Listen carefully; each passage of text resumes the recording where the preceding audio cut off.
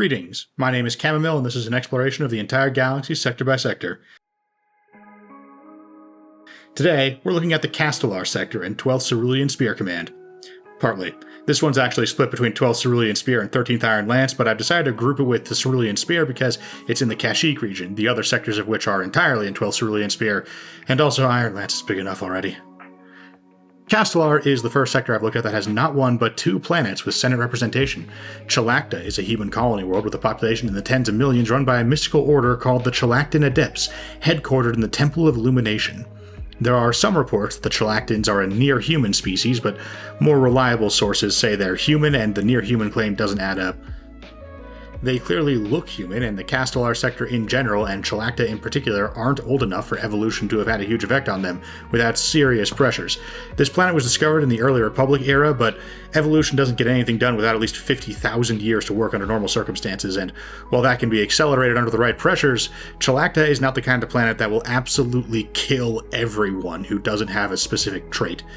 Chalactans are people from Chalacta, mostly human, just like Corellians are people from Corellia, mostly human. You might recognize Jedi Master Depa Billaba, a Chalactan who sat on the Jedi Council during the Clone Wars. Her Padawan Caleb Dune survived Order 66 and took on the name Kanan Jarrus and eventually joined the Rebel Alliance. You might have heard of him too. The other planet from Kastolar with Senate representation is Sneeve, homeworld of the Sneevels. Sneeve led the Refugee Resettlement Coalition in the Clone Wars, providing homes for civilians displaced by the war, along with 9 other planets, which, that's a pretty small number even if we assume that only major worlds were involved. On the one hand, there are actual millions of inhabitable planets to colonize, but, refugees don't tend to be in a great place to build infrastructure and set up farms on an unfamiliar planet, especially since uncolonized planets are pretty much always planets with marginal soil for farming. There's a reason people haven't colonized them yet. Sneeve was one of the few planets that offered Clone Wars refugees an actual developed planet to live on. You might recognize the Sneevels from Bola's Roar if you were a fan of the Golden Age of pod racing. Have you guys noticed that there's basically 2 kinds of celebrities, Jedi and pod racers? I thought there'd be more holostars getting into this, but it turns out that holostars are all popular photogenic species like humans, Twi'lek, and Wookiees, and nobody needs me to explain to them what a human is and where you might have seen one before. Yeah, Gaia is a Twi'lek. No shit, everyone knows what a Twi'lek is. Both Sneeve and Chalacta have separate senators within the Galactic Senate, so you might be wondering, is Sneeve or Chalacta the official sector capital? As near as I can tell, the answer is yes.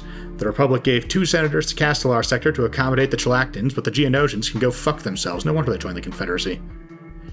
Kastolar Sector is on the doorstep of Hutt space, which has been a problem for them in eras where the Hutts are more aggressive. During the High Republic era, the Hutts were flexing more in the Outer Rim, and the Jedi were attempting to push back, bringing the prosperity and guaranteed sentient rights enjoyed by the core worlds and Inner Rim out to the Mid and Outer Rims. The Hutts made alliance with the Nihil Raiders, and while the Nihil were clear on the other side of the slice from Kastolar, this stretched the Republic's resources pretty thin, allowing the Hutts to move in on Kastolar. This was after the Ruusan Reformation, so while the Republic had tons of economic and cultural power, it had almost no hard power, which means if someone like the Hutts decided to swallow the cost of antagonizing the Republic couldn't really force them to stop. Planets like Ubrikia and Ukbat, which are actually over the border into 13th Iron Lance over sector, were de facto annexed by the Hutt clans at the height of the Nihil crisis before the Republic Defense Coalition came together to take them back.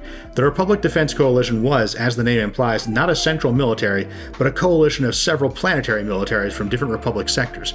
The Ruusan Reformation meant that the Republic could approve of the coalition, but it couldn't spend tax money to equip them or pay their soldiers, and certainly couldn't draft anyone into their ranks. And a lot of the Republic's wealthiest, most powerful core worlds like Coruscant and Alsaken didn't contribute. The Coalition's material situation was so dire that Alderaan was a major contributor of warships. Alderaan? The primary backer of the Coalition was Chandrila, which was more of a military tradition, but the fact that Alderaan even makes the list shows you how limited resources were. The Hutts hadn't been a major military power in actual millennia, though. We're not talking about the Hutt Empire of the early Republic, we're talking about the Hutt clans of the High Republic. Once the Defense Coalition started pushing back, the Hutts retreated back inside their recognized borders.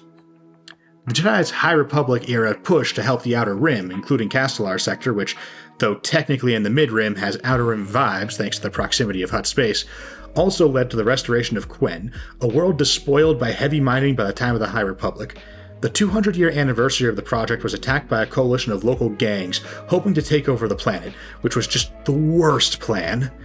Being at the edge of Hutt space means you can get away with some pretty intense criminal activity, especially since this was now the late Republic, when the Outer Rim was pretty much left to fend for itself completely. So criminals trying to coup a sufficiently weak government isn't as insane as it might sound if you spent your whole life living in the core worlds, where a coup at least requires the coups to have, like, mercenaries or a widespread militia movement or something. Gangs taking over a weak planet like Quen was, in general, possible, but attacking specifically on the day when the Jedi were patting themselves on the back for that one time they saved Quen meant that half the Jedi Council showed up to smack the gangs down. After the High Republic's plans to bring Inner Rim standards of living out to the reaches of Republic space failed, though, the Hutt influence returned. By the Clone Wars, Ubrikia and Ukbat were considered Hutt space again. In the Galactic Civil War, a mid-tier crime lord named Bargos the Hutt won the mining planet of Gavos in a game of sabacc, and Dirk Teal, a major world inhabited by a species of near Trandoshans called Saurans, went back and forth from Hutt control from the Old Republic era to the modern day. The Jokali homeworld of Blimp 3 is not in the Republic, so it's maybe less surprising that during the Galactic Civil War, the Hutt set up shop there, but it's still within the boundaries of Kastolar Sector, so it speaks to the rising Hutt influence there, that Quaffug the Hutt basically conquered it. There's not a whole lot of information on what's going on in these minor worlds in the New Republic era, but I can't imagine the New Republic is being super aggressive about keeping the Hutts in check, considering they just kinda sat and watched while the Imperial remnants metastasized into the First Order out in the Outer Rim.